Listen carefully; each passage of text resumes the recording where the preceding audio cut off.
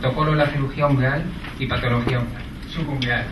Muy bien, muchas gracias. En primer lugar, lógicamente, y desde el punto de vista protocolario, quiero agradecer a la Asociación Española de Cirugía Podológica la oportunidad de seguir compartiendo conocimientos.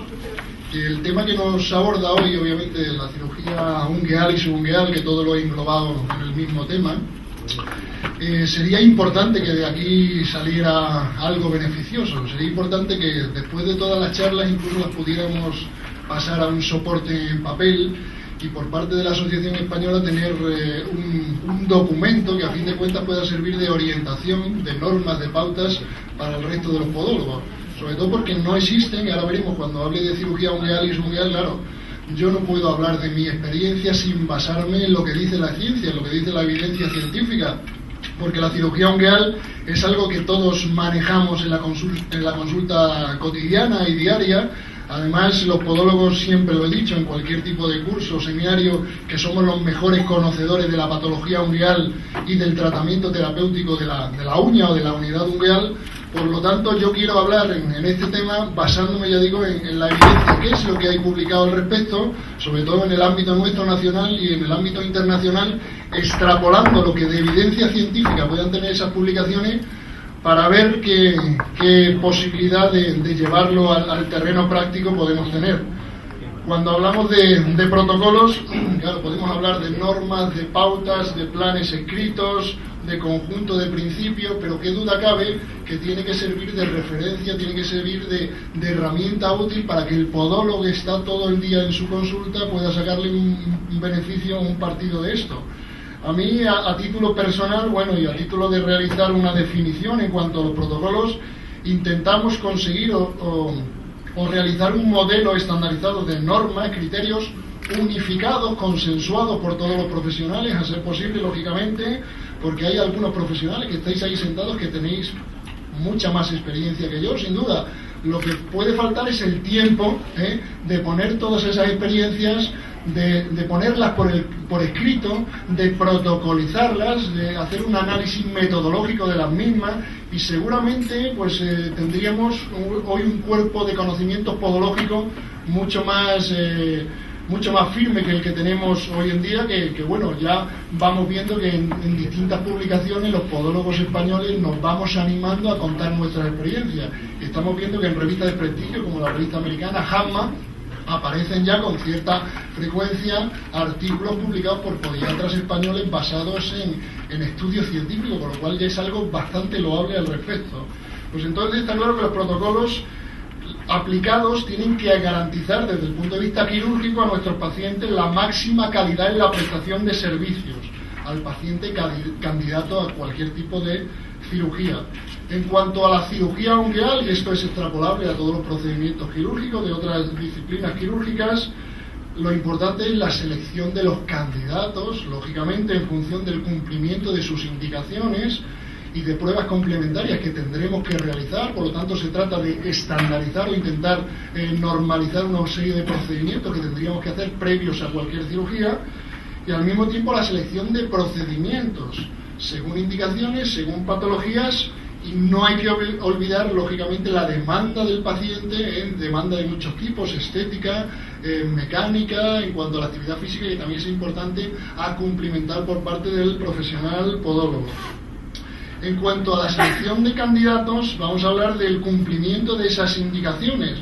Ya esta mañana se nos ha hablado, ¿no?, que a nivel podológico los pacientes candidatos a una cirugía de nuestra índole estarían en torno a la clasificación de la ASA en relación a ASA tipo 1, tipo 2 e incluso ASA tipo 3 en pacientes controlados.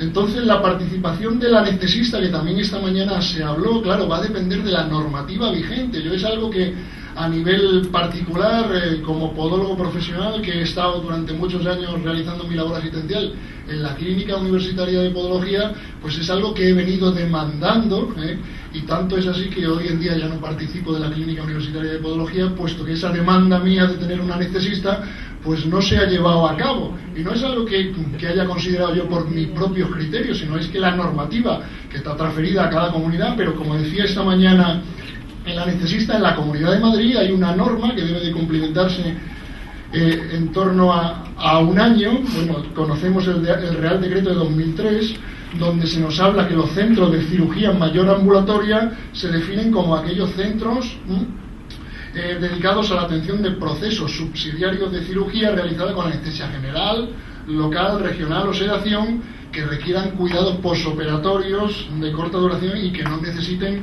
ingreso hospitalario. Pero la Comunidad de Madrid, como digo, define en esa orden 101 de 2008, 14 de febrero, que cada equipo quirúrgico deberá estar compuesto en la generalidad por un médico con la especialidad quirúrgica correspondiente, un médico ayudante y un médico especialista en anestesia, pero con la excepción de que en el supuesto de centro de cirugía mayor ambulatoria en podología, al menos tienen que contar con un podólogo y un médico especialista en anestesia. Ahora bien, nos planteamos, todos los procesos subsidiarios de cirugía es necesaria la participación de un anestesista. Obviamente no podemos generalizar. En algunos procedimientos, lógicamente es un requerimiento, es una necesidad, es una obligación, porque nosotros nos centramos en el procedimiento quirúrgico, meramente quirúrgico, pero una cirugía osteoarticular, con implantes, con una duración mayor a 1 hora o 90 minutos, pues qué duda cabe que el anestesista, independientemente de la selección, de la valoración, del manejo intraoperatorio del paciente, es fundamental y necesaria la participación. Yo, por lo menos, esa es una necesidad reivindicativa que, bueno, más o menos yo creo que está en mente de todo el mundo como algo realizable. Y de hecho, pues muchos podólogos que trabajamos en el ámbito, el doctor Dávila esta mañana trabaja en una clínica privada, la clínica Menorca, y algunos de los que estamos aquí hemos realizado procedimientos ahí y hemos contado con los servicios de ese especialista. Ya digo, no en todos los procedimientos, claro, hablar de ello en una cirugía ungueal, subungueal, claro, es extrapolar, ¿no?, de una trascendencia mucho mayor, pero en otros procedimientos sí que es algo necesario y demandable. En cuanto a la realización de las pruebas complementarias, desde el punto de vista de esa cirugía ungueal y periungueal, pues también hablaremos de la necesidad. Esto no es solo desde el punto de vista académico, esta es una necesidad de la realización de un cultivo y un antibiograma siempre y cuando nos encontremos en una onicocriptosis aguda o crónica con signos o síntomas de infección. Esta mañana han hablado además muy claramente y esquemáticamente de la profilaxis antibiótica, y creo que, bueno, esto no es una profilaxis, es un tratamiento, una infección instaurada. Cualquier procedimiento que hagamos en la uña, pues está claro que una de las premisas importantes es tratar previamente la infección, si es que esta se presenta antes del procedimiento quirúrgico. Una analítica, pues desde el punto de vista sistemático también sería necesario, recomendable, realizar una analítica sistemática a nuestro paciente candidato de cirugía ungueal y periungueal. Por lo menos, si queremos realizar unos protocolos consensuados, tendría que estar esto evidenciado. Además, fijaos, en este caso es un crío de 11-12 años con una celulitis, con una linfangitis asociada a una onicocriptosis en fase aguda. O sea que pensamos que son procesos banales o triviales, y luego pues sí que es verdad que pueden repercutir. En este caso el crío estuvo ingresado y entonces un problema medianamente serio de salud a consecuencia de un tema a priori banal como es una onicocriptosis. La radiología, sin duda, es fundamental en cualquier procedimiento y en una cirugía ungueal. Ya digo que desde el podólogo de la calle, que está todo, de la calle no hablando desde un punto de vista vulgar, pero el podólogo que está a pie de cañón viendo patologías de este tipo, onicocriptosis. Hay onicocriptosis asociadas a osteomielitis, o hay osteomielitis asociadas a onicocriptosis, aunque pensemos que no, sobre todo en casos de infecciones crónicas. También cuando hablamos de patología subungueal ósea, nos sirve para confirmar, descartar ese tipo de patologías, las exóstosis asociadas a onicocriptosis que hablaremos, otro tipo de tumores que, aunque se da con menor incidencia, también aparecen en el pie, y por lo tanto es una herramienta fundamental. Entonces, claro, tenemos que tener pues más o menos claro, valga la redundancia, el tipo de petición radiológica, una proyección dorsoplantar y una lateral en hiperextensión del dedo para poder visualizar una exóstosis en el caso de que la haya, porque si no lo hacemos de esta manera, pues con el resto de los dedos van a solaparse con el primero en esa proyección lateral y nos quedaremos con nuestro paciente con una radiografía de más sin poder haber hecho un diagnóstico que confirme o descarte lo que nosotros habíamos presumido. Entonces, claro, desde el punto de vista de esa radiología como prueba complementaria necesaria e importante, pues nos ayuda a confirmar, descartar exóstosis, que que la exostosis no es solo aquella neoformación que aparece a nivel distal del dedo, también pueden aparecer exostosis a nivel de los cóndilos mediales y laterales por un problema biomecánico, o también podemos, sin tener mucho conocimiento de radiología, observar cambios, intuir cambios en esa morfología normal de una falange que no son compatibles con la normalidad y por lo menos que nos sirvan de signo de llamado a atención de que aquello, hay algo que no va normal, o la aparición de un proceso tumoral como un osteocondroma, a veces como hallazgo meramente casual o otras veces relacionado con el motivo de la consulta. Entonces, desde el punto de vista de la radiología convencional, he intentado sobre todo añadir esto porque me parece importante, ya que en los últimos años de mi experiencia sí que he visto algunos casos incluso de osteomielitis asociada a la onicocriptosis. Por lo tanto, desde el punto de vista radiológico podemos evidenciar la aparición de esas tres fases secuenciales en el resultado de una osteomielitis, etapas sucesivas, como pueden ser una periostitis, cuando simplemente hay una reacción inflamatoria del hueso, o una osteitis, cuando ya hay infección del tejido cortical, o cuando ya está instaurado una propia osteomielitis. Aquí lo tenemos en radiografía, tampoco vamos a adentrarnos mucho, pero esta sería la imagen de una periostitis, esos signos anormales, ¿no? Esa reacción del hueso, lógica y propia de un traumatismo, de una infección o incluso de un tumor también podría verse. O aquí todavía mucho más complicado porque las radiologías, las radiografías son para verlas, hay que verlas, hay que fijarse en el detalle, y aquí en este caso, bueno, por la luz que no se ve muy claramente, en la radiografía lateral no se ve nada, pero aquí en la radiografía dorsoplantar se ve un acceso con la cortical intacta, que es un signo de osteitis asociada, claro, a una onicocriptosis. El tratamiento, no solo ya farmacológico, tiene que ser diferente, sino el tratamiento quirúrgico también tiene que ser diferente. ¿Qué hacemos con ese hueso? Primero asumir si lo tratamos desde el punto de vista podológico, o luego, si no lo tratamos, remitirlo al especialista correspondiente para la realización de otro tipo de pruebas complementarias, otro tipo de manejo, y si no, pues asumir la responsabilidad y tratarlo quirúrgicamente nosotros. O fijaos, este es un caso de osteomielitis, un caso de osteomielitis asociadas a la onicocriptosis, y esos se presentan. Por lo tanto, si no tenemos esa herramienta, pues nos quedamos cojos en el terreno diagnóstico. Por lo tanto, radiología fundamental. Siempre por sistema, bueno, pues habrá casos. Por ejemplo, yo digo, en una onicocriptosis crónica está claro que sí, o cuando tenemos duda de que puede haber una patología ósea subyacente, sin duda también. Ya se ha hablado esta mañana de los estudios vasculares no invasivos, por lo tanto, si es necesario, aunque solamente sea la valoración directa, coloración, palpación de pulso, etcétera, o si tenemos un estudio Doppler, el índice tobillo-brazo, pues también nos van a ayudar a seleccionar ese candidato, ese paciente, o a enviarlo a nuestros colegas cirujanos vasculares para la realización de otro tipo de pruebas. El tema de biopsia, sobre todo cuando tenemos sospecha de una lesión posiblemente neoplásica. Fijaos que este es un caso que apareció en consulta, que aparentemente pudiera suponer pues una onicocrifosis, una onicodistrofia o incluso un papiloma a nivel de la lámina ungueal, una infección por el papiloma virus. Pues claro, en estos casos, si queremos tener un diagnóstico que confirme esa presunción clínica, no nos queda más remedio que hacer una biopsia excisional de la lesión, y luego pues confirmará el diagnóstico de una variante de un carcinoma epidermoide. Por lo tanto, del pie las patologías van a estar como en el resto del cuerpo. Lo que tenemos que tener es ojos perfectamente abiertos para verlas. No se nos tienen por qué pasar, por lo tanto, y tenemos herramientas suficientes para diagnosticarlo y tratarlo. Entonces, otro tipo de pruebas, cuando una infección crónica, hallazgos inciertos en esa radiología convencional, existan dudas diagnósticas, sospecha de lesión neoplásica, pues derivamos sin ningún pudor, sin ningún complejo a otros especialistas, porque lógicamente ellos sí que tendrán las herramientas que nosotros no tenemos, ni tenemos conocimiento para ello, para poder hacer un diagnóstico mucho más certero. Pues entonces, en relación a protocolos, esto es algo sencillo, simple. La selección del candidato estará en función de la edad, pero no siempre la edad cronológica va ligada a la edad biológica. El estado de salud, importante. La aceptación integral de la cirugía, del proceso perioperatorio. ¿Cuántas veces desechamos a un paciente candidato a una posible cirugía? Pues porque no asume la cirugía, no asume el periodo de recuperación, no asume que tiene que llevar un calzado postquirúrgico, o también su entorno social no es favorecedor, vive solo, así.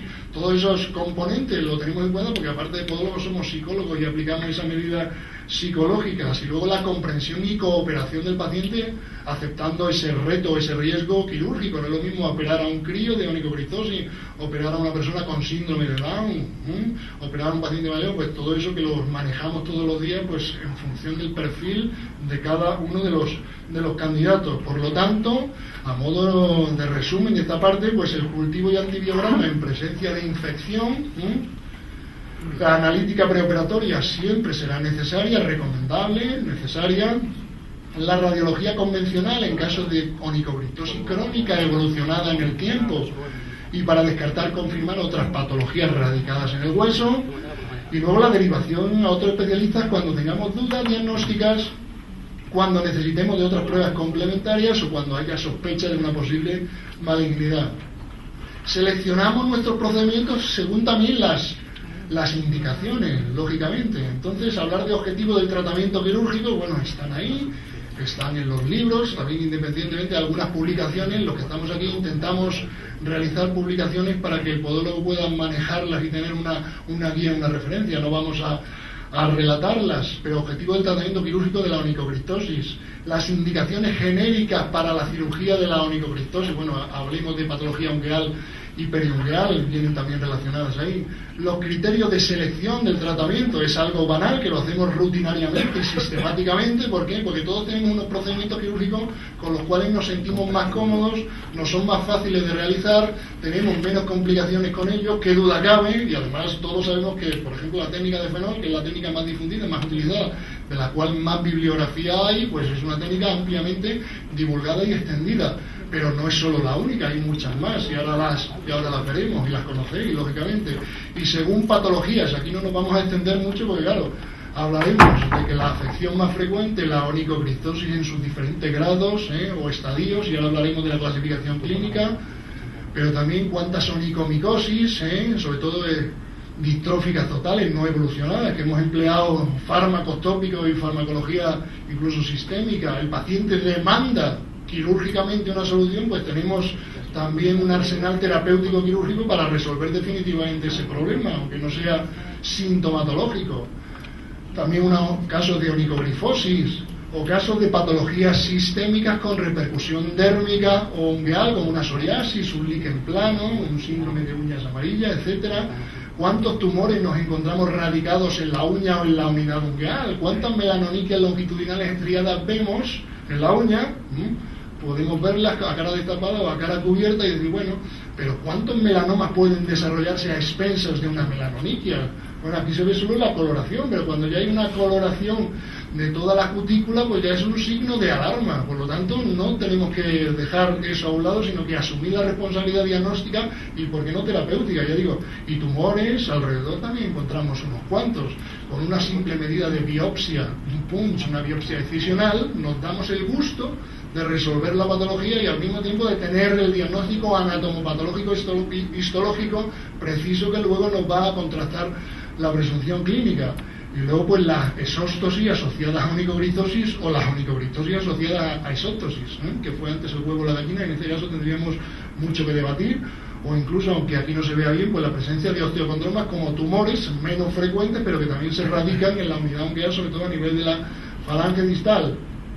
Según patologías, nos vamos a centrar en la onicocristosis, aunque las otras también, las indicaciones de la cirugía o de los procedimientos de la onicocristosis pueden ser válidas para el resto de patologías, pero nos vamos a centrar más en esta patología, que es, a fin de cuentas, el caballo de batalla cotidiano y diario. Nuestra onicocristosis, ¿vale?, en este estadio, pero no todas las vemos así, no se lee muy bien en negro sobre ese fondo, pero bueno, la definición de onicocristosis todos la tenemos claro. Esta es una de ellas válida que puede servir de referencia.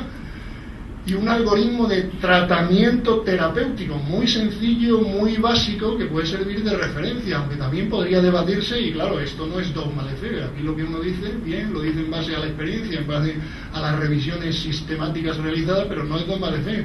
Por lo tanto, ante una onicocristosis crónica, ¿qué hacemos antes? ¿Debridamiento, toma de cultivo, o antes damos un antibiótico de amplio espectro antes de hacer el debridamiento? Ahí lo he puesto en la misma línea, en el mismo nivel, para que luego cada uno, según su criterio, pues considere oportuno. Pero la radiología convencional, la analítica preoperatoria y la consideración de otras pruebas son necesarias, importantes, aunque solo sea para operar una uña, desde el punto de vista protocolario, lo estoy diciendo. Y luego ya, pues el tratamiento previo de la infección como premisa importantísima para luego ya proceder quirúrgicamente al tratamiento de la afección. Ahora bien, vamos a introducirnos en la clasificación clínica de la onicocriptosis y en base a esa clasificación clínica orientar qué procedimientos. Pero claro, yo esto no me lo puedo inventar, aunque bueno, lo haya descrito en algunos libros, pero no me lo puedo inventar, yo me tengo que basar en la literatura científica o en la evidencia científica, y así debe ser. Y casualmente tenemos suerte porque uno de los artículos últimos que se ha publicado es por un compañero, Martínez Nova Alfonso, que lo conoceréis, profesor de la Universidad de Plasencia. Él en JAMA en 2007 presentó una modificación de la clasificación de Mosena, una nueva clasificación en la onicocriptosis y el plan de tratamiento en relación con esa clasificación clínica. A fin de cuentas, bueno, la clínica de la onicocriptosis es la clínica tradicional, estadio 1, 2 y 3. Hay algunas variantes, como veremos ahora, y en función de esa clínica aplicaremos el tratamiento. Ahora bien, ¿cuál es el tratamiento más efectivo? ¿Cuál es el que menor índice de recidiva, de complicaciones? ¿Cuál es el que mejor de cara al paciente presenta una menor tiempo de incorporación al trabajo a la hora de calzarse? Claro, habrá que basarse en lo publicado y ver el nivel de evidencia científica que pueden tener esas publicaciones.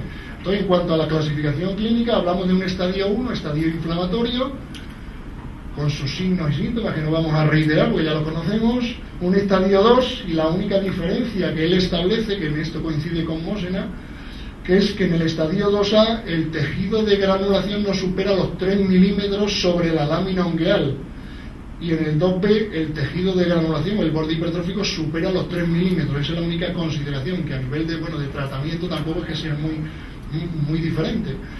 Luego en el estadio 3, el estadio de granulación, y luego en Martínez Nova habla de un cuarto estadio, del cual no hablábamos, que era de la onicocriptosis con hipertrofia de los dos bordes, incluso con hipertrofia a nivel del pulpejo distal. Yo ahí también tengo mi teoría al respecto, pero bueno, considero que esa clasificación puede ser una clasificación, ya que está publicada, buena para orientar a los tipos de tratamiento y a los tipos de procedimientos. Modificado sobre el trabajo de Alfonso Martínez, porque él solamente habla de supan-1-fenol alcohol hidróxido sódico, y yo es que es una técnica que estoy enamorado de ella, pero casualmente muy poca o ninguna referencia bibliográfica. O sea, la pongo ahí porque es una técnica que existe, que es la técnica de Frost como matricectomía mecánica, matricectomía parcial de la lámina ungueal. Por tanto pongo aquí modificado porque es mi impresión, mi colaboración al respecto. La técnica de SUPAN-1, que es, como todos sabéis, es realizar lo mismo que el fenol sin necesidad de aplicar el fenol, solamente abulsión, curetaje, sin más. ¿En qué pacientes? Bueno, pues cuando estén contraindicadas las químicas, en adultos mayores, en pacientes diabéticos, con vasculopatía, incluso podría aplicarse esta técnica, porque si hay neuropatía, pero no vasculopatía, en la técnica de fenol-alcohol es la que mejores resultados ha dado, incluso hay estudios que así lo atestiguan. La técnica de hidróxido sódico como una variante más reciente a la técnica de fenol-alcohol, de la cual hablaremos, y la técnica de Frost. Todas estas técnicas se pueden aplicar en el estadio 1, que es el estadio inflamatorio. Ahora, cada uno de los que estamos sentados aquí, pues tendremos más afinidad por una u otra, eso es lógico. En el estadio 2A, cuando el tejido de granulación no solapa o no supera los 3 milímetros, pues también aplicar la técnica de fenol-alcohol, hidróxido sódico, y la aportación es la aplicación de Frost.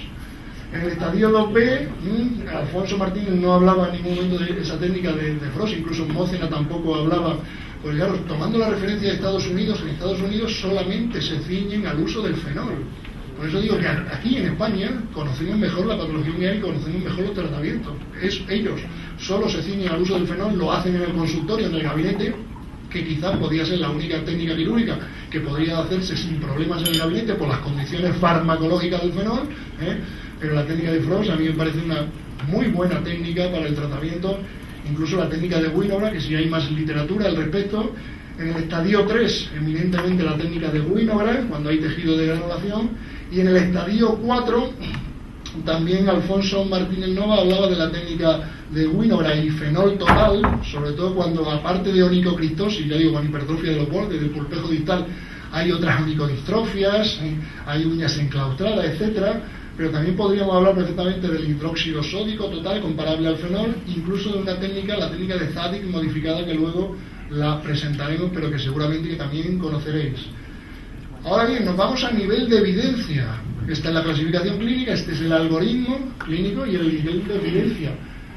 ¿Cuántas publicaciones conocemos? Hay muchísimas, cada vez más, afortunadamente, y cada vez más de podólogos españoles, y eso es muy bueno.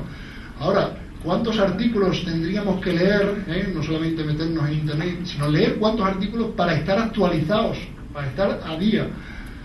Fijaos, es una anécdota, ¿no? Un artículo de Piel de 2006, un médico en promedio necesitaría leer unos 17 artículos diarios para estar medianamente actualizado. El podólogo, bueno, pues por ahí, ¿no? Nos ponemos al mismo nivel que ellos, sin duda también. Entonces, claro, tenemos que revisar la bibliografía, tenemos que irnos a las fuentes, porque, claro, hay revisiones narrativas, que es todo lo que conocemos con revisiones bibliográficas, revisiones de casos, pero hay que buscar el nivel de evidencia. En función del nivel de evidencia de los artículos, eso puede ir a misa o puede ser simplemente una recomendación. El metaanálisis, que son revisiones sistemáticas, estructuradas, multidisciplinares, esos tienen un peso específico indudable. ¿Cuántos metaanálisis hay en cirugía ungueal publicados? Uno. No digo en España, en el mundo. Un metaanálisis.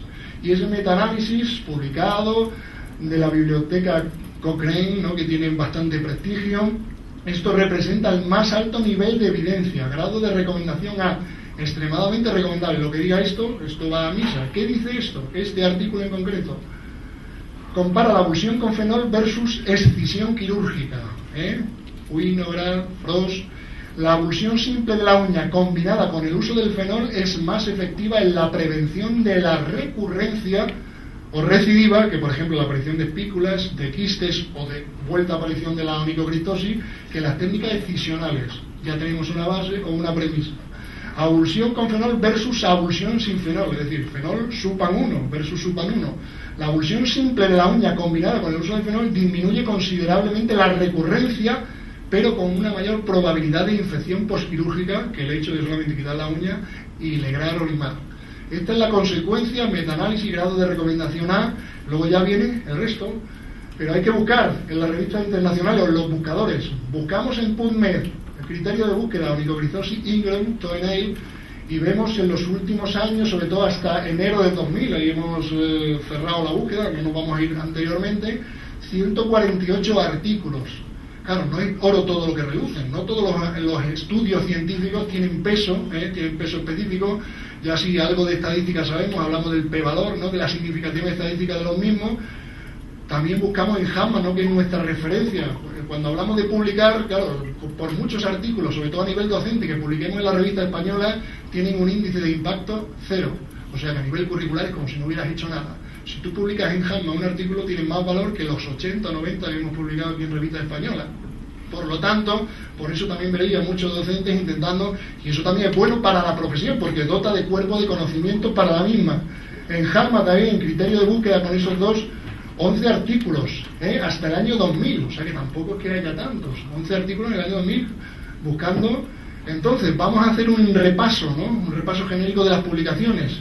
En el año 2002, estos autores hablaban de que los procedimientos más comunes utilizados son las matricectomías químicas, pero paradójicamente hay un bajo nivel de evidencia, y además todos lo sabemos, utilizamos fenol.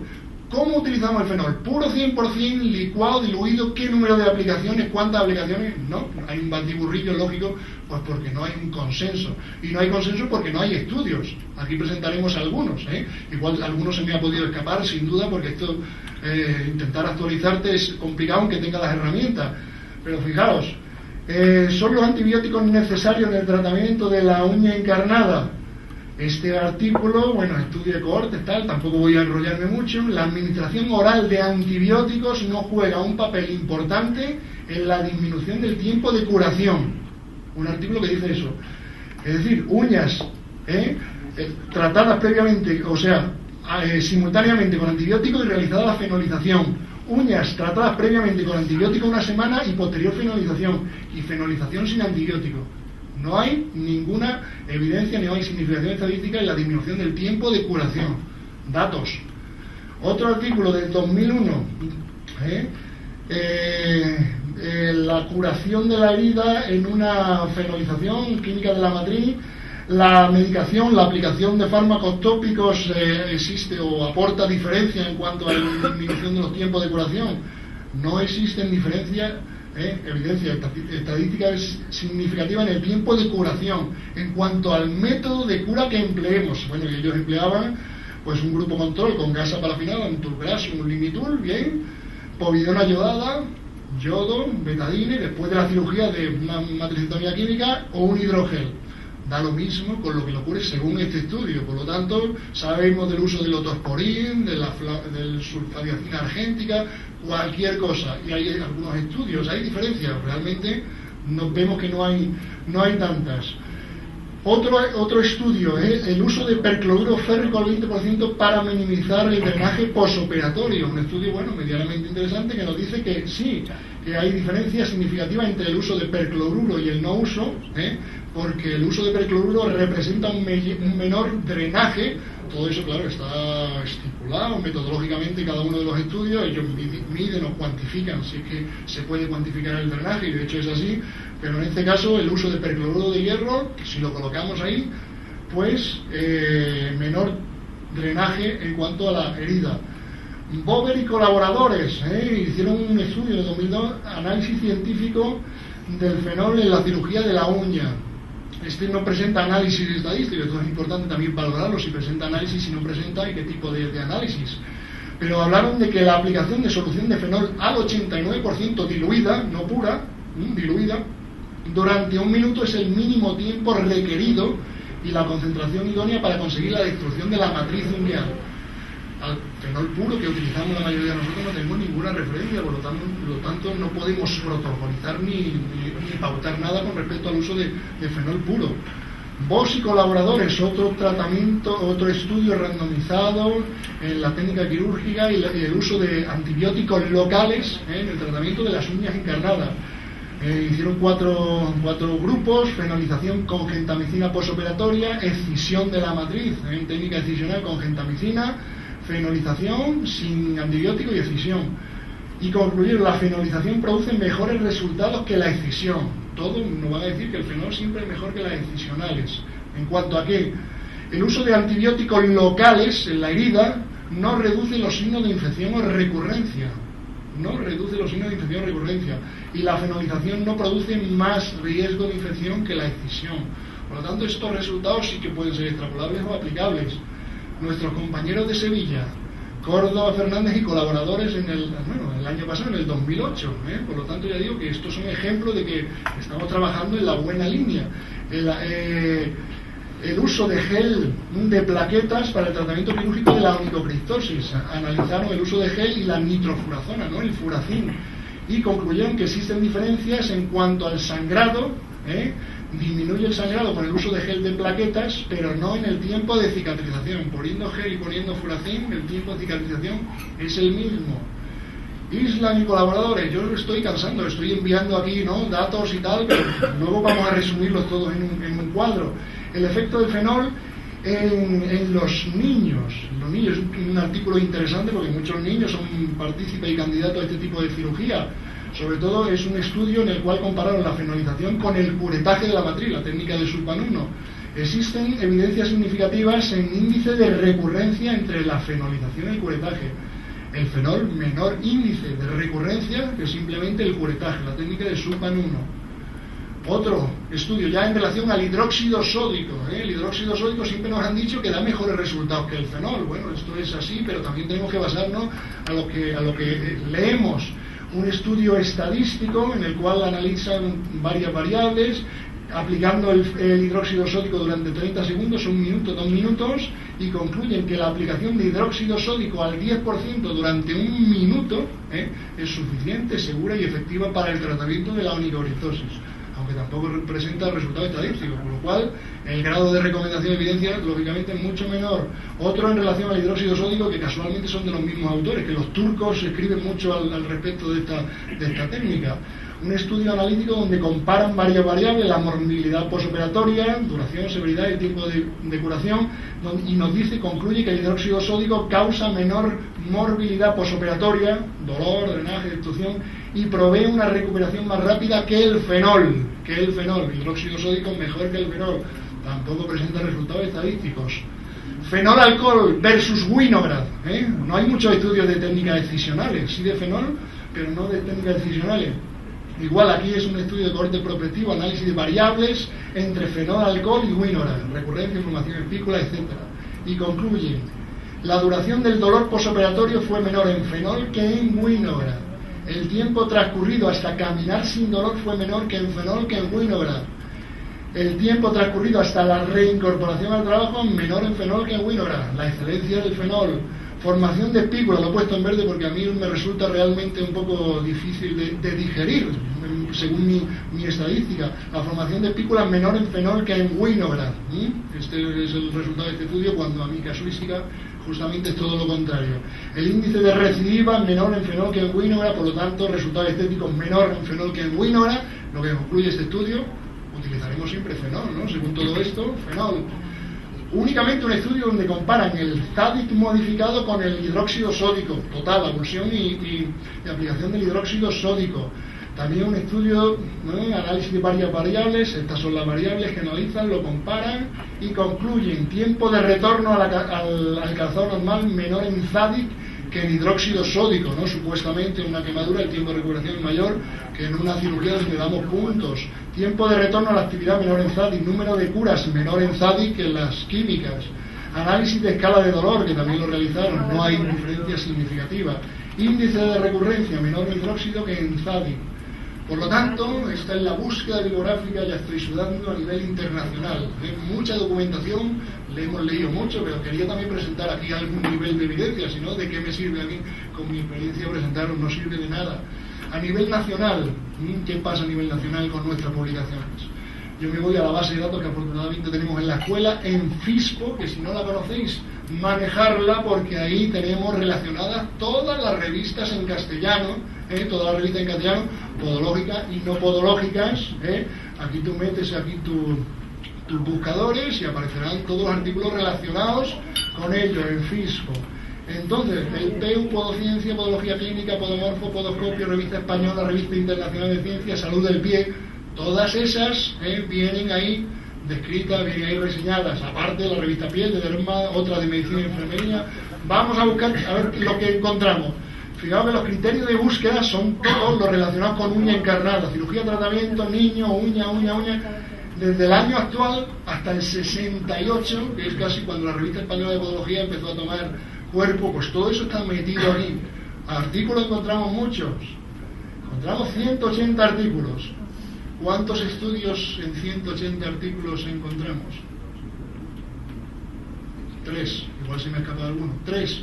¿Tienen evidencia científica? Desgraciadamente no. ¿Sirven de algo? Bueno, son descriptivos, pueden servir de referencia, pero quiero decir que hay que publicar. Y claro, luego ya nos iremos al extranjero. Pero claro, ¿cuál es el nivel de nuestras revistas? También habría mucho que debatir al respecto, ¿no? ¿Cuál es el nivel? El nivel es el que tenemos nosotros. Tampoco vamos a desmerecerlo, pero también hay que ser autocrítico. Los compañeros de Barcelona, en el 2003, estudio estadístico en cirugía ungueal retrospectivo, hacia atrás. Análisis de toda esta variante. Lo que pasa es que, bueno, pues es un estudio que no es muy consistente porque los criterios de inclusión no están definidos, comparan unas técnicas con otras, no le podemos sacar rendimiento en torno a qué técnica es mejor sobre otras, porque ya digo, por esos criterios. Vázquez Maldonado, ¿no? Podólogo de Barcelona, y además es interesante, 680 casos de uña encarnada intervenidas con técnica de Winograd, que es un bagaje importante. No hay contraste de hipótesis, hay resultados estadísticos, pero claro, una hipótesis, ¿tú qué estudias? ¿Qué vas a estudiar? Una técnica, la comparas con nada, la comparas hacia un ciego, con algún caso, con algún control, por lo tanto, en este tampoco puede ser válido. García Blázquez, también compañero de Plasencia, estudio comparativo con la técnica de fenol alcohol y SUPAN-1 en la onicocriptosis. Es un estudio descriptivo, pero tampoco representa contraste de hipótesis, aunque sí resultados estadísticos. Este es nuestro bagaje de las publicaciones nacionales, ¿vale? Autocríticos somos. Clasificación de procedimientos, bueno, esto es de cosecha propia, también aquí lo aportamos. Bueno, pues tampoco vamos a... Técnicas incisionales, no incisionales, química, fenol alcohol hidróxido sódico, SUPAN-1, Frost, Winograd y abulsión y matricectomías totales, igual las químicas se pueden emplear. Zadi con variaciones, la técnica de Kaplan, mini Kaplan, de la cual no vamos a hablar porque ya son técnicas utilizadas en dedos medios, segundo, tercero y cuarto, y la técnica de Sain válida en el quinto dedo. Hablemos de la técnica de fenol alcohol, pero no vamos a hablar de todo, tampoco tiene sentido. Pero indicaciones, bueno, todas estas, que también vienen escritas en los libros, que no las vamos a leer tampoco, y esta es la actuación secuencial de un fenol que todos más o menos podemos hacer con variaciones. Consideraciones en el empleo de la técnica, claro, yo me centro en las que más publicaciones hay. Del Frost yo la puedo describir, pero como no hay publicaciones, yo no puedo aseverar ni asegurar nada. Pero aquí en España, claro, aplicamos el 100% puro en la mayoría de los casos, o el fenol diluido. Únicamente si lo empleamos al 89%, tenemos seguridad de que hay estudios que lo atestiguan. Si lo empleamos al 90, 91, 92, pues no tenemos nada. Sobre todo ante una demanda, pues tendremos mucho más elementos de defensa si hacemos en base a publicaciones, en base a cuerpo de conocimiento, que si no. Lo aplicamos de múltiples formas. La verdad es que la aplicación con jeringa, sobre todo si está diluido, si es líquido, con la modificación de Comiskey del año 2000, es una técnica mucho más fácil y cómoda la aplicación con jeringa del fenol líquido que con hisopos. Eso es una variante.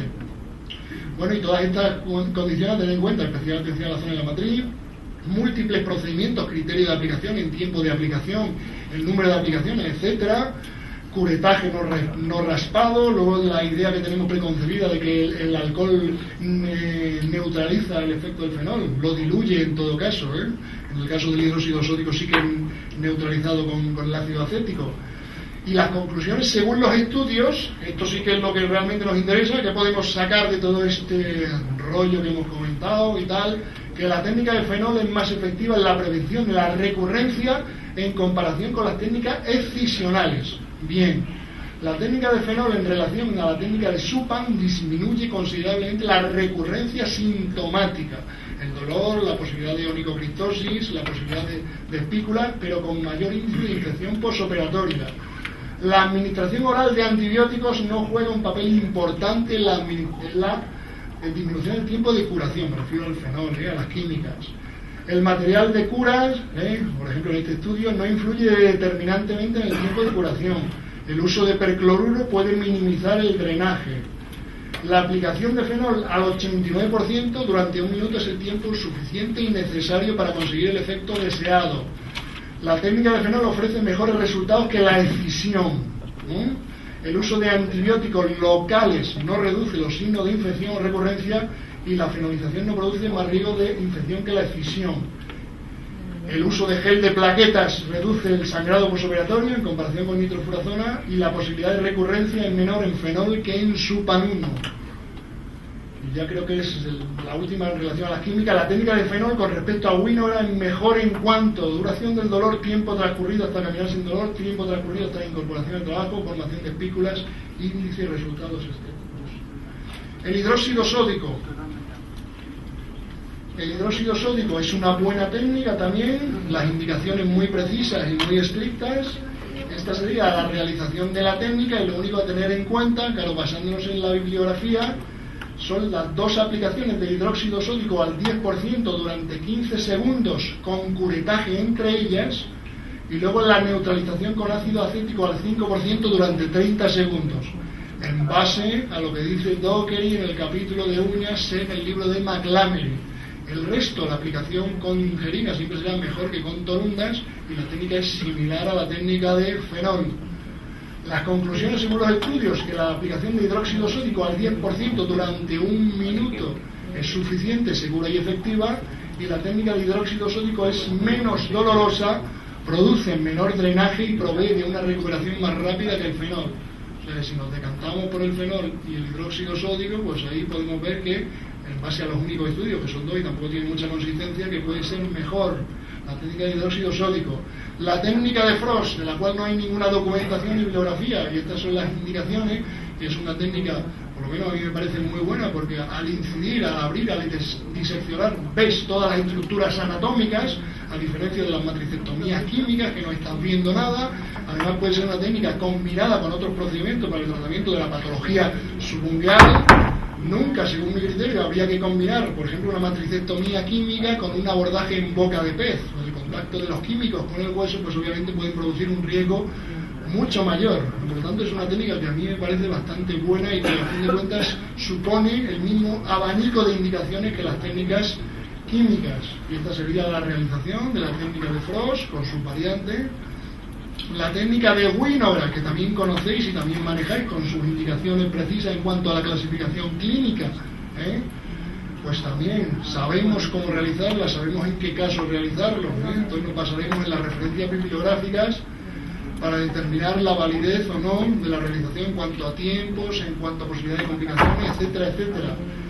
Las técnicas de fenol e hidróxido sódico aplicadas a patologías de la uña, cuando queremos hacer una abulsión y matricectomía total, en una onicocriptosis crónica, en ese estadio, o en ese estadio 3, o 4, perdón, mejor dicho, que presentaba Alfonso Martínez Nova, cuando hay una hipertrofia de los bordes laterales, los pliegues laterales del culpejo del dedo, o la onicocriptosis se asocia a otras onicodistrofias, puede ser un buen modo de solucionar, o incluso cuando no tiene por qué haber una onicocriptosis, una simple onicocrifosis, onicomicosis, un buen método de tratamiento de este tipo de patologías.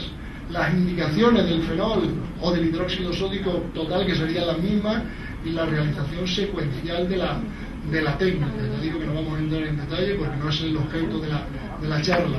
La técnica de Zadig modificado, que es una técnica que yo he empleado personalmente en muchos pacientes, hay una referencia bibliográfica, por eso la presento aquí. Las indicaciones son las mismas que las químicas totales, o que incluso el Winograd, en el caso concreto de la onicocriptosis estadio 4, las indicaciones son todas estas que vemos aquí. Y luego sería la realización de una abulsión total de la lámina ungueal y una resección única y exclusivamente de la matriz ungueal, tanto de la visible como es la lúnula, como la no visible que está bajo el pliegue ungueal proximal y la sutura del pliegue ungueal proximal al lecho. Esa sería una técnica de Zadig modificada para el empleo de esas indicaciones clínicas.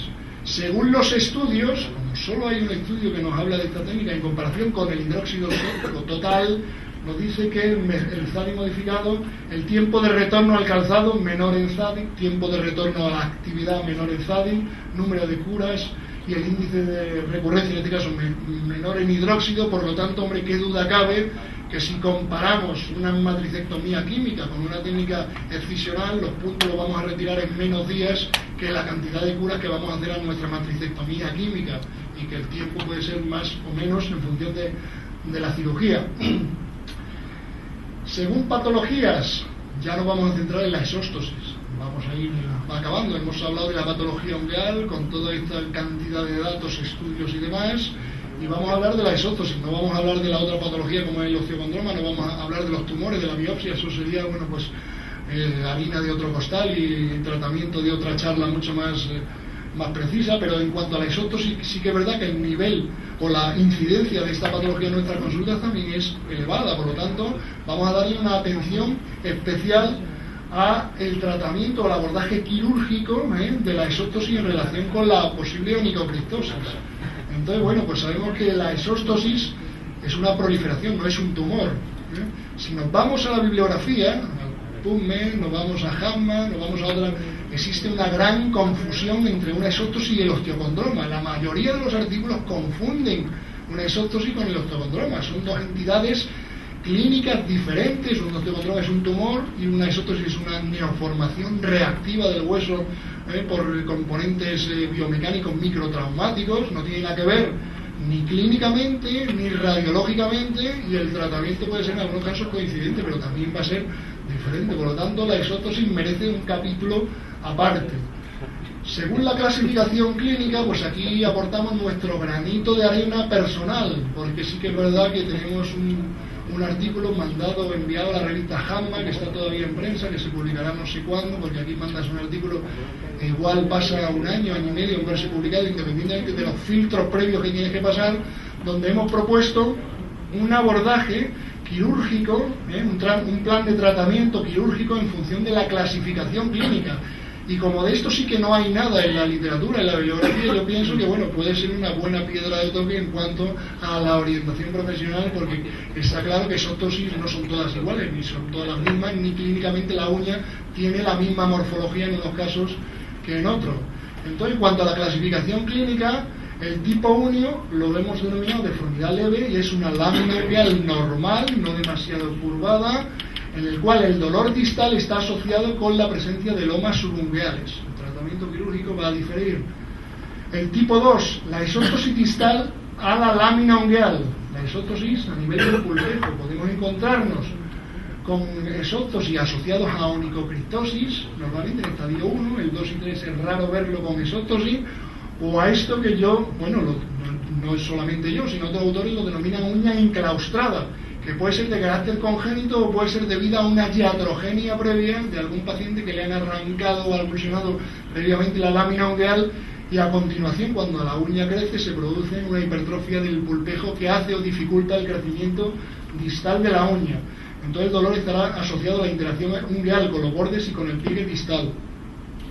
Esta sería la correlación clínico-radiológica entre esa exóstosis distal a la uña, con la hipertrofia del pulpejo. Aquí no se ve demasiado bien, y ahí tenemos esa correlación. Entonces el tratamiento quirúrgico también va a ser diferente.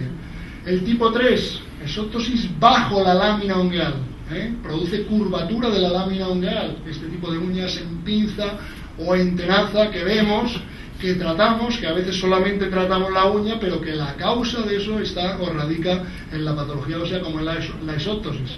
Cuando hay onicodistrofia severa, una onicocriptosis asociada y el dolor está asociado al pinzamiento ungueal. El dolor, el paciente no se puede cortar las uñas, no se puede calzar, etcétera. O este otro caso, no tiene que haber mucha curvatura, pero sí distrofia de la lámina ungueal asociada a la presencia de exóstosis. Y también el cuarto tipo que nosotros hemos incluido en esta clasificación, que le resultó raro al revisor del texto, fue que las exóstosis no solamente son distales, también vemos exóstosis, es la misma entidad clínica que la anterior, radiológica, lo único que el mecanismo etiopatogénico es diferente. Este tipo de exóstosis mediales en mucha menor proporción en la cara lateral y que también el abordaje va a ser diferente. Es muy raro encontrar esta asociación con una onicocriptosis, este es el caso clínico radiológico, una onicocriptosis en este caso tipo 2 en estadio de acceso. Y el dolor no solamente está en los bordes ungueales, sino en el pliegue ungueal proximal, ahí. El paciente manifiesta dolor ahí que coincide justamente con el cóndilo hipertrófico, con la exóstosis a nivel medial. Este es el algoritmo terapéutico en base a esa clasificación clínica. Esto es lo que nosotros hemos propuesto y bueno, esta es, ya digo, nuestra pequeña aportación al respecto. En tipo 1, cuando solamente hay exóstosis y dolor distal asociado a elomas subungueales, simplemente con una exostectomía distal, incisión en boca de pez, es suficiente, sin necesidad de tocar quirúrgicamente la uña. En un tipo 2, cuando la exóstosis distal se asocia a hipertrofia del pulpejo, uña enclaustrada, etcétera, habrá que hacer combinación de procedimientos. Ya hablamos de exostectomía distal, asociada a veces a la resección de un gajo de piel, una plastia distal, al mismo tiempo combinado con avulsiones y matricectomías parciales, es decir, hay que tratar la exóstosis en el pulpejo y hay que tratar la uña, y ahí proponemos la técnica de Frost como el procedimiento. En el tipo 3, cuando ya la uña está muy distrófica, es una uña en pinza o en tenaza, claro, proponemos la erradicación o eliminación de toda la unidad ungueal y al mismo tiempo de la exóstosis, el tratamiento más radical que hay, lógicamente. Aquí proponemos bien la técnica de Kaplan, que es la resección de la unidad ungueal y exostectomía dorsal, con el inconveniente de que dejas el hueso expuesto y el tiempo de cicatrización es mucho mayor, en torno a los 2 meses, según casuística. Pero también podemos abogar por la técnica de Zadis modificada, no la que hemos visto antes, sino otra que a continuación veremos, en el cual hacemos una matricectomía de la unidad ungueal, pero sí que es verdad que ocluimos los bordes de la herida mediante suturas, no dejamos el hueso expuesto y la recuperación es mucho menor. Y luego en el tipo 4, cuando nos encontramos con exóstosis mediales o laterales asociadas a la onicocriptosis, a avulsión y matricectomía parcial, la técnica de Frost también representa la técnica de más fácil acceso con esa incisión en el pie ungueal en forma de L, crear un colgajo, una solapa, acceder a la exóstosis y resecarla. Entonces, hablando de la exostectomía distal, bueno, hablando no, las indicaciones, bueno, pues todos hemos realizado esta incisión en boca de pez, que bueno, que no es la técnica de mercado como tal, aunque la asociemos con ese nombre, pero sin necesidad de tocar la lámina ungueal. El abordaje, y hablamos de cirugía, bueno, cirugía tradicional, cirugía abierta, en el cual resecamos la exóstosis, limamos, remodelamos, etcétera, no describimos la técnica, suturamos, Luego, cuando hay que combinar varios procedimientos, uña enclaustrada, hipertrofia del pulpejo, entonces realizamos varios procedimientos en el mismo tiempo quirúrgico. Es decir, realizamos un abordaje distal, la plastia distal, o la incisión en boca de pez, la resección de ese gajo de piel, con la finalidad de eliminar la piel y de que el pulpejo hipertrófico facilite que la uña pueda crecer distalmente, combinada con un procedimiento de Frost, una pulsión y una tricetomía parcial. Entonces, eso que los podólogos también manejamos y también conocemos, podemos solucionar perfectamente este tipo de patologías. Entonces, pues el procedimiento realizamos, la sutura, y bueno, si somos capaces de solventar este tipo de casos quirúrgicos que nos vienen en nuestra consulta y que a veces achacamos solamente a la aparición de onicocriptosis sin entender que luego debajo puede haber una exóstosis que esté provocando o produciendo todo esto. La técnica de Kaplan como técnica radical en uñas en pinza, en tenaza o muy distróficas, pues supone la resección de toda la unidad ungueal, de la uña, del lecho, tal y como vemos en la secuencia quirúrgica. Aquí hemos resecado toda la unidad ungueal, lógicamente subyace una exóstosis debajo, que es lo que quitamos de esta manera, dorsalmente, y luego lo incómodo, bueno, incómodo relativamente de esta técnica quirúrgica, bueno, para el paciente sí que es incómodo, que el tiempo de curación con el hueso expuesto, porque no ocluimos los bordes de la herida, se queda expuesto, es mucho mayor que la otra modificación que vemos ahora, que a mí me parece una mejor técnica y que se adapta mejor a las indicaciones. Los resultados, hombre, siempre no son estos resultados óptimos. Sabemos que a veces aparece esa pseudo uña o uña hiperqueratóxica, incluso después de haber quitado matriz o incluso después de haber quitado lecho. Por lo tanto, también ahí juega un papel importante. No sabemos qué tipo de célula, si lo hemos quitado o resecado todo, a nivel germinativo pueda quedar en un tejido de granulación nuevo, o de epitelización nuevo. Y luego la última técnica, la técnica de Zadin modificada, que esta es una técnica muy radical, que obviamente no la vamos a utilizar con todos nuestros pacientes, sino que la dejaremos o la ceñiremos a especificaciones muy precisas. Entonces, la creación de dos colgajos, uno proximal y otro distal, resecando la unidad ungueal completamente, los cuales se van a encontrar y los vamos a suturar sin demasiada tensión. Entonces, creamos esos dos colgajos, retiramos o resecamos la unidad ungueal, resecamos la exóstosis y ya creamos el espacio suficiente para que la piel se pueda deslizar. Es un colgajo doble de avance, con los triángulos de relajación, etcétera. Y aquí sí que podemos ya cerrarla, aquí para que no queden las orejas de perro, para que la piel se pueda deslizar. Suturamos, también los tipos de sutura para aproximar, y los aspectos. Una técnica radical, bien, pero a mí personalmente la técnica que más en algunos casos muy concretos, evita que ahí recidive nada. Ahí no puede crearse ni formarse una pseudo uña porque es piel con piel. De la otra manera, incluso en el fenol total, hidróxido sódico total, la técnica de Zadin modificada, tendréis casos que aparece una hiperkeratosis, una pseudo uña, y eso a veces estéticamente puede hacer que nuestro paciente no esté conforme totalmente con el beneficio de la cirugía. Y luego, en el último caso, cuando hay exóstosis medial o lateral, la técnica de Frost, que sería este caso, veis, una onicocriptosis asociada a ese pico a nivel medial de la falange. Pues entonces hacemos una técnica de Frost, lo único que prolongamos un poco más esa incisión a nivel del pliegue ungueal proximal, abrimos, creamos ese colgajo, resecamos la exóstosis, cerramos, hacemos nuestra radiografía comparativa, cerramos, etc. Por lo tanto, a nivel bibliográfico, en cuanto a la exóstosis, en el PubMed, hasta el año 2001, 25 artículos, muy poquitos. Si los revisamos, no hay ningún estudio científico. Claro, aquí hay poco que comparar entre una técnica y otra. Puedo comparar porque solamente es incisión en boca de pez lo que describen y poco más. Por lo tanto, aquí tenemos menos nivel de evidencia que hay en cuanto a la onicocriptosis. Entonces, no existen estudios referentes, exóstosis. Hay mucha controversia en la literatura en torno a que no diferencian una exóstosis de un osteocondroma. Los podólogos sí que lo tenemos medianamente claro. Y luego que son entidades patológicas totalmente diferentes, como hemos comentado, a todos estos niveles. Entonces, conclusiones. Muchas conclusiones al respecto. Muchas conclusiones. ¿Qué conclusiones podemos tomar aquí? ¿Qué partido, qué beneficio, qué fundamento podemos tomar aquí?